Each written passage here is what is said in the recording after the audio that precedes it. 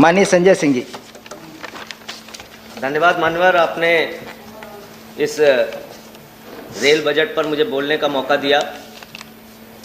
मान्यवर, सरकार की ओर से मंत्री जी का बयान आया कि निजीकरण रेलवे का नहीं किया जाएगा, और उनकी ये बात सुनकर ऐसा लगता है कि ये सरकार देश के निजी कंपनियों और पूंजीपतियों के लिए गाने की एक लाइन गाती है कि बताना भी नहीं आता, छिपाना भी नहीं आता, हमें तुमसे मोहब्बत है, जताना भी नहीं आता।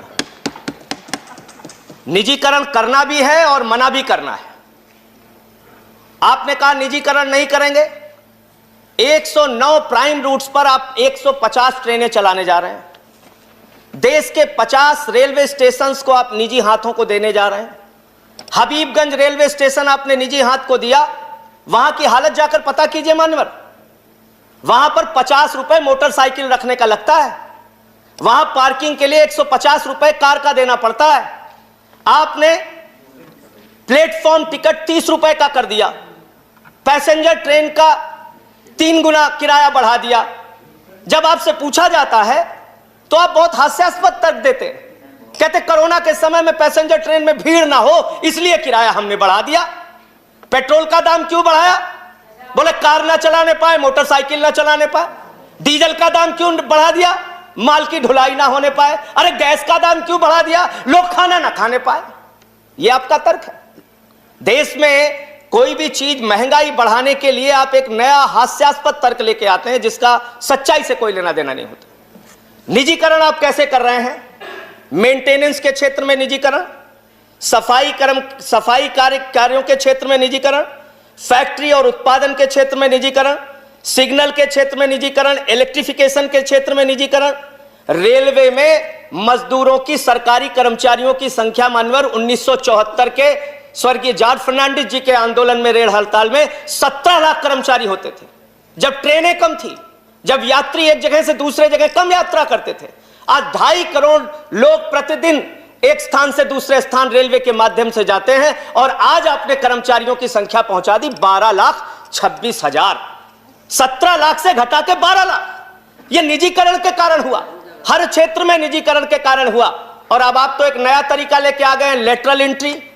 आईएएस भी आप लेटरल एंट्री के जरिए बना रहे हैं। 39 आईएएस आपने लेटरल एंट्री के जरिए बनाए, और जिसमें आरक्षण के नियमों की, एससी, एसटी, ओबीसी के आरक्षण को पूरी तरीके से खत्म कर दिया आपने।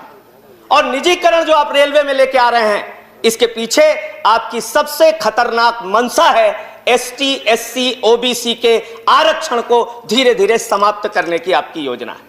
यह मूल मंशा आपकी है। मान्यवर, खुद आपने माना है कि 21.6% माल की ढुलाई लॉकडाउन के दौरान रेल के माध्यम से ज्यादा हुई। यानी रेलवे के कर्मचारी पूरी निष्ठा के साथ, ईमानदारी के साथ काम करते हैं, और उस लॉकडाउन में काम करने के कारण, कई कर्मचारी जो कोरोना योद्धा जिनको आप कह सकते हैं, उनकी जान भी गई। 50 लाख रुपए मुआवजा कर्मचारी संगठन मांग करते हैं।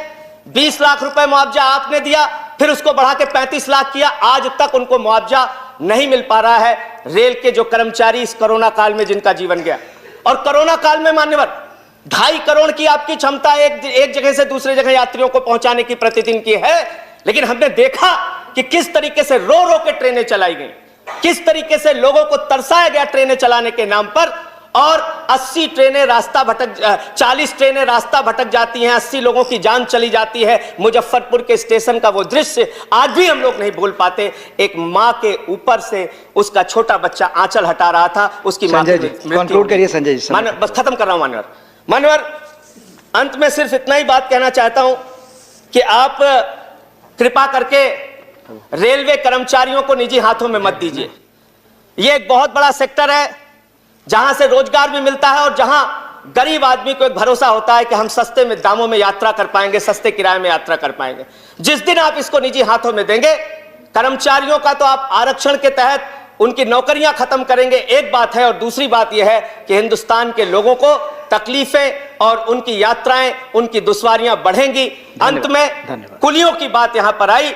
इस देश के कुलियों के लिए एक योजना बहुत पहले लाई गई थी कि उनके परिवार के लोगों को नौकरियां दी जाएंगी, उस पर पुनर्विचार कीजिए, उस पर फिर से एक बार सरकार निर्णय ले। जो दिन भर मेहनत करते हैं स्टेशन पे, अब माल ढुलाई करते हैं, धन्यवाद। उनके बच्चों को धन्यवाद नौकरियों में माननीय संजय आरक्षण जी। देने की योजना बनाई। बहुत बहुत धन्यवाद। धन्यवाद। माननीय दुष्यंत गौतम जी, माननीय दुष्यंत गौतम जी, प्लीज।